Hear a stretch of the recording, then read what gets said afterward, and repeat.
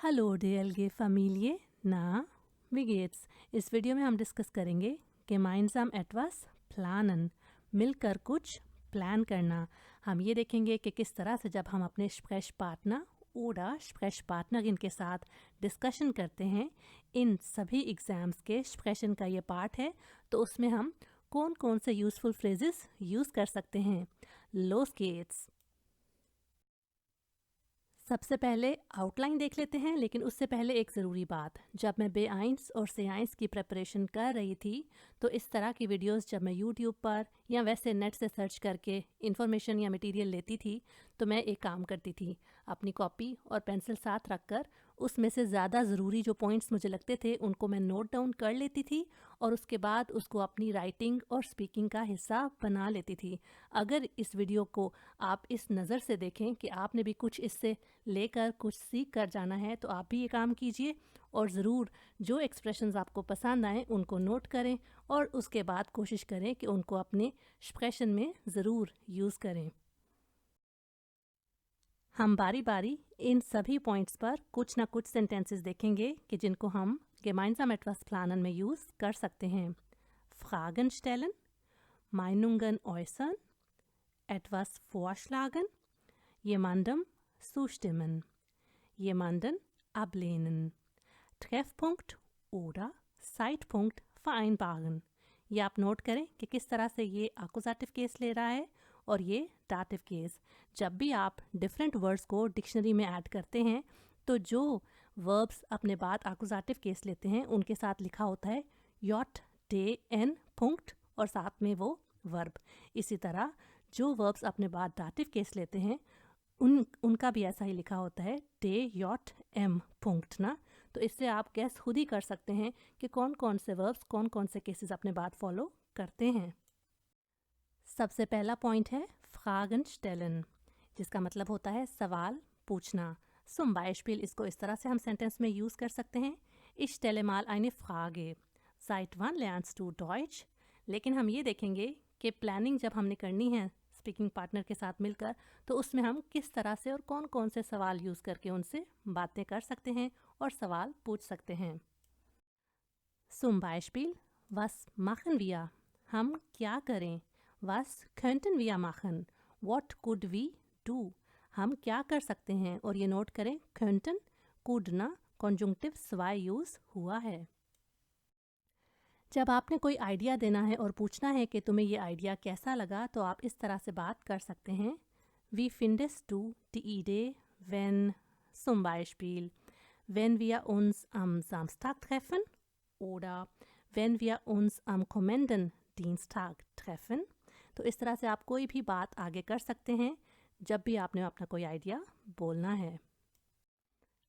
अगर आपने ये पूछना हो कि तुम्हारा इस बारे में क्या ख्याल है, तुम क्या सोचते हो, तो बस थैंक्स टू तो बहुत पुराना हो गया। उसकी जगह आज से ऑनवर्ड्स आप कोशिश करें कि इस तरह का एक्सप्रेशन यूज़ करें।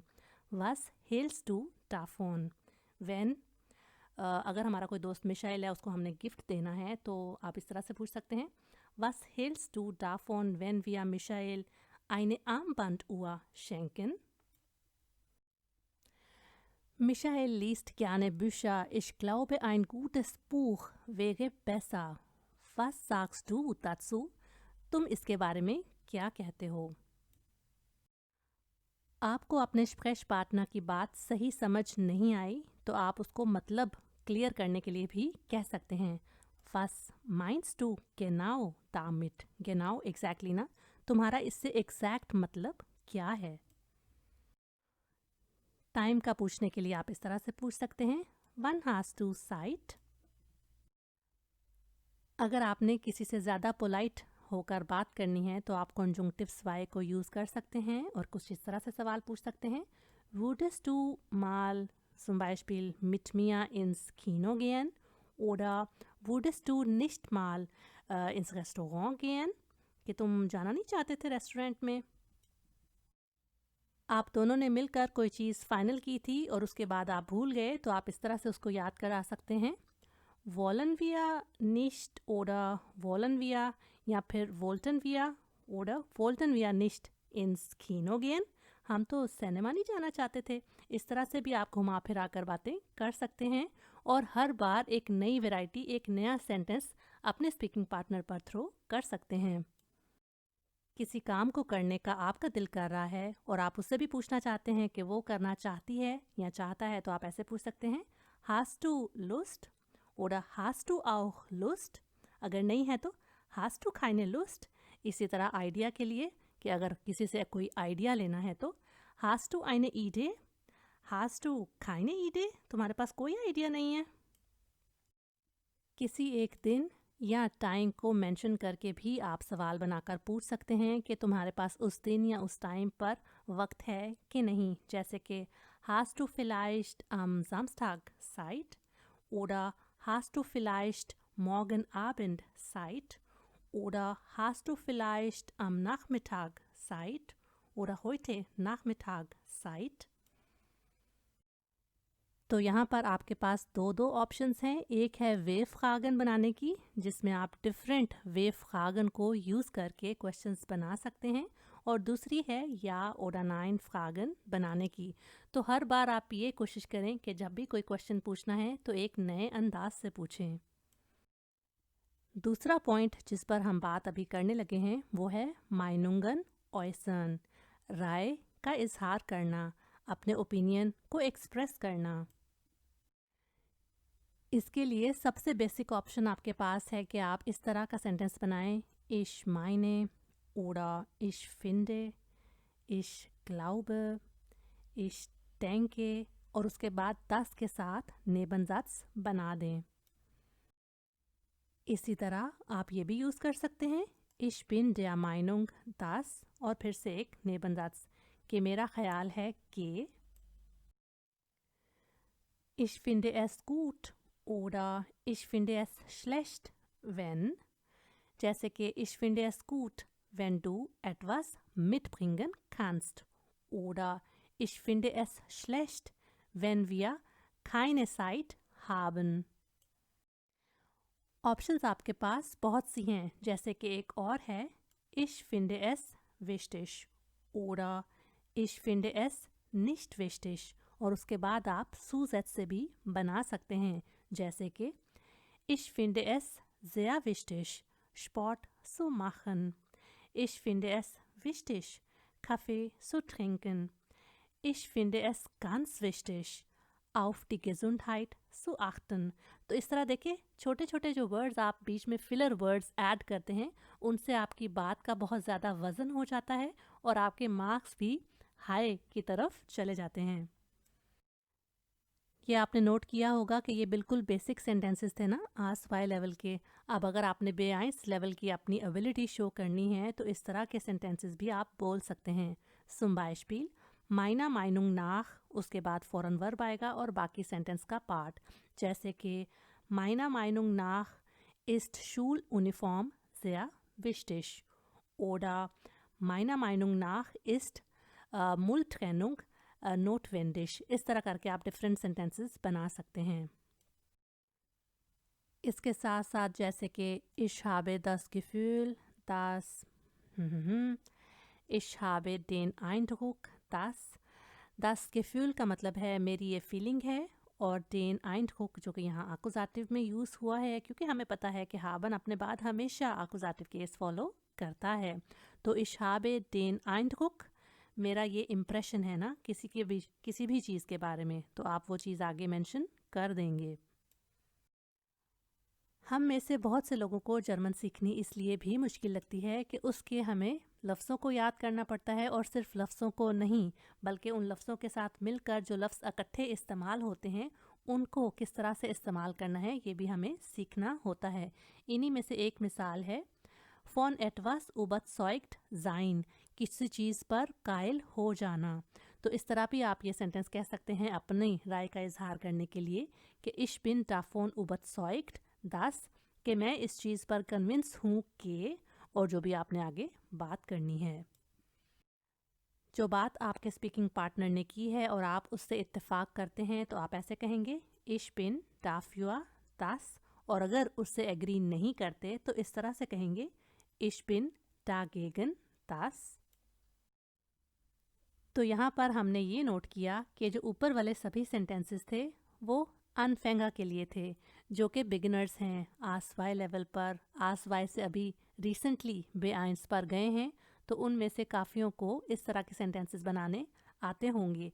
लेकिन ये जो हैं वो फोर्ट के शिकने के लिए थे, कि जो कि एडवांस्ड लर्नर्स या इंटरमीडिएट लर्नर्स होते हैं। और अगर आप ये सोच रहे हैं कि ये माइना माइनुंग नाख क्यों हैं, उंग वाले नाउंस तो क्या फेमिनिन नहीं होते, तो ये आप नोट करें कि डाटिव केस में यूज़ हुआ है और ये हमेशा डाटिव में ही एक्सप्रेशन यूज़ होगा। अगर आप इसको इस तरह से कहेंगे माइने माइनुंग नाख, तो वो ग्रामर के लिहाज से गलत हो जाएगा। तीसरा पॉइंट है एटवस vorschlagen, कुछ तजवीज़ करना, टू सजेस्ट समथिंग।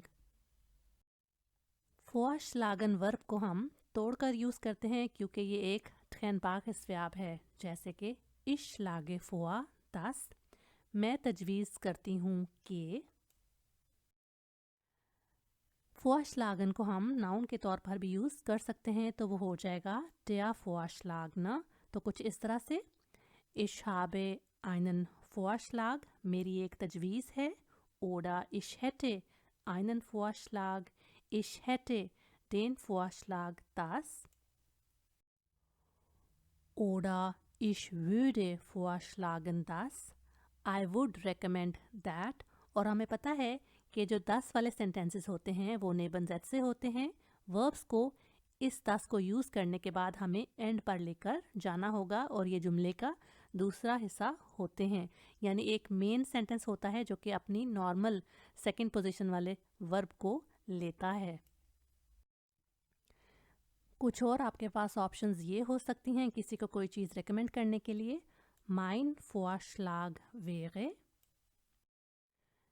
या आप पूछ भी सकते हैं wie wäre es wenn wir am Samstag uns treffen, oder wie wäre es wenn wir zusammen einen Film sehen,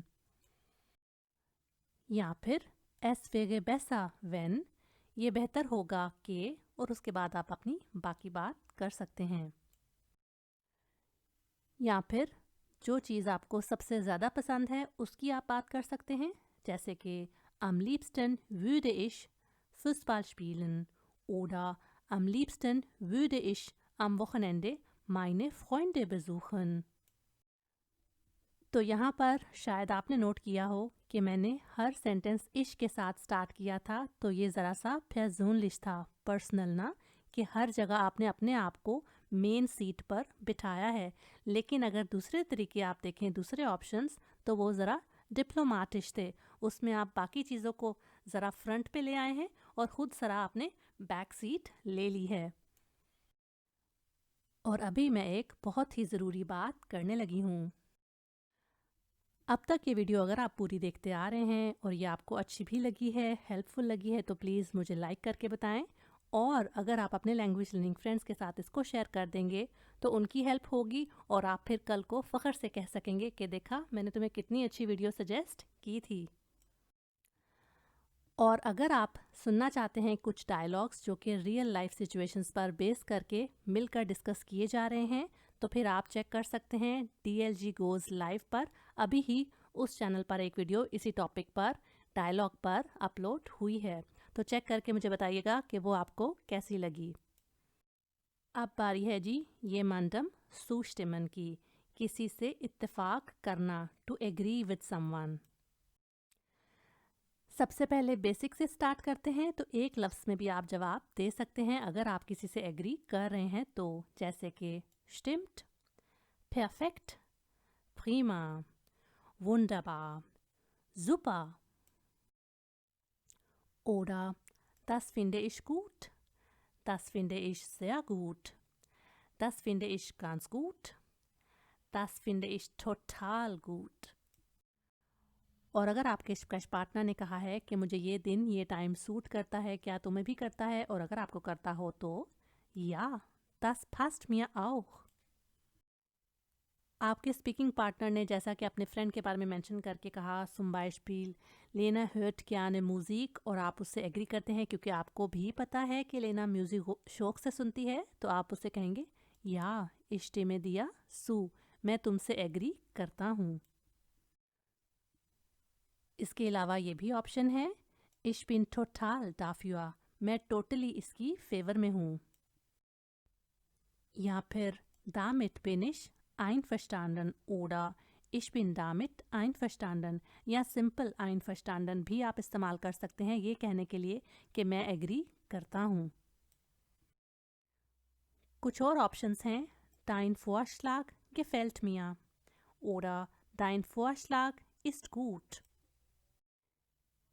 इसी बात को आप दूसरे तरीके से इस तरह भी कह सकते हैं, Deinen Vorschlag finde ich gut oder Deinen Vorschlag finde ich praktisch।